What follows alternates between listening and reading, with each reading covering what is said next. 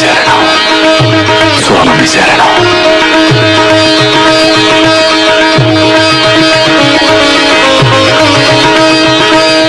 அம்மா கமலா, கமலா அம்மா, குழந்தைக்கு எப்படிமா இருக்கு?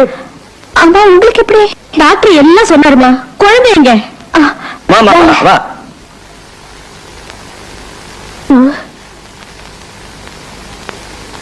அத்தை, மாமா வாங்க மாமா, உள்ள வாங்க. 10 வருஷம் கழிச்சு வரப்பிரசாதமா பிறந்த குழந்தைய இந்த கதிக்கு ஆளாக்கிட்டீங்களே. இந்த மாதிரி பேரம் பிறக்கிறதுக்காக நாங்க எத்தனை கோயில் குளத்துக்கு போனோம்னு உங்களுக்கு தெரியுமா?